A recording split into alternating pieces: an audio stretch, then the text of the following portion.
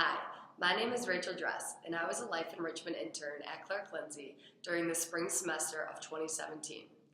Today I'd like to discuss with you what exactly Alzheimer's is and go into depth on how to interact successfully with an individual living with Alzheimer's disease. To start, Alzheimer's is a form of dementia that causes problems with memory, thinking, and behavior. Alzheimer's is a progressive disease that results in the deterioration of intellectual and physical abilities. Symptoms develop slowly and worsen over time. Memory loss is a normal process that accompanies aging. However, extreme memory loss, where it begins to impact daily tasks, is the most common warning sign for Alzheimer's. Alzheimer's has no current cure, but research continues and treatments to assist in slowing down the progression of this disease. Here at Clark Lindsey, we strive to provide the highest quality of health services and offer a wide variety of opportunities touching on all aspects of wellness in order to help the residents achieve and maintain an optimal quality of life. So you're a new volunteer at Clark Lindsey, and whether you have some experience with individuals living with Alzheimer's disease or not, I'm here to help you become more comfortable and offer you some tips and skills to use throughout your time here and beyond. So let's begin. To minimize things that may lead to disruptive or upsetting behavior, make sure that the setting is not too noisy or too stimulating. If it is, you may take a resident to a quieter corner of the room or to a whole nother room, such as the theater lounge. Before moving a resident, make sure you approach the individual from the front.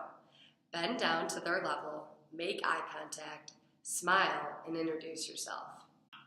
Never just come up from behind and start moving one's wheelchair, for this may startle or upset an individual. After you've introduced yourself, you will tell them what you are going to do, and so that they're aware. You will now slowly move the wheelchair to the desired location. When speaking to an individual, make sure to use a calming and slow speaking voice. As I said before, it is important to keep eye contact. You can use hand gestures and avoid giving too many choices. For example, would you like to go to the theater lounge, your room, or the dining room? There are certain behaviors that may be induced by physical factors that, as a volunteer, you should be aware of. These things include medical changes that an individual is going through, constipation, illness, fever, side effects of a medication they're taking, if they're hungry or thirsty, if they're having pain, vision or hearing problems, and a lack of sleep. Making an individual feel welcome and important will improve their self-esteem and enhance their sense of belonging. You can help with this by planning activities that highlight the resident's strengths and minimize their weaknesses. Always show an accepting and non-judgmental attitude. Praise all of accomplishments. Include them in one-on-one discussions, for they love those. Preventing the isolation of a resident is crucial. When in conversation with a resident, here are some good topics to discuss and questions to ask. Hello, how are you? Or how are you feeling? Soft, friendly tone, use short, direct questions, smile, and make eye contact. You can share your own stories with the residents.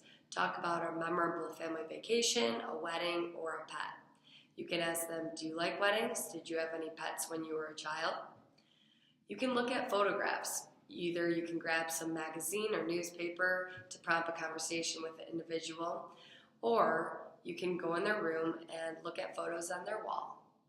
You can ask them questions that have to do with their family and these pictures, but it's less challenging for the person to think about a generic photo rather than trying to recall a particular family member, place, or event. So maybe using a magazine or a newspaper may be helpful. You can draw. Drawing with the resident and discuss what colors they like to use or what they are drawing. Another thing you can do is stimulate their senses. You could try their favorite food, you can go outside on a nice day and listen to the birds chirping, or even smell essential oils if those are provided. This can evoke memories and prompt conversation. You can enjoy a game together. You can modify a game or play a shorter version to ensure that it's a more enjoyable and successful experience. You can ask them, who taught you how to play checkers? Did you like to play board games when you were a child? Even if a resident is not responding, it is comforting to them to know and feel your presence. You can tell them stories, maybe just about your family, your work, or your school. hope this video has provided you with some new perspective on those living with Alzheimer's disease. These tips and skills will help you lead successful interactions with the residents here at Clark Lindsey. Now go out there and try it. Enjoy your time here because I know I sure did. And always remember to smile. Thank you.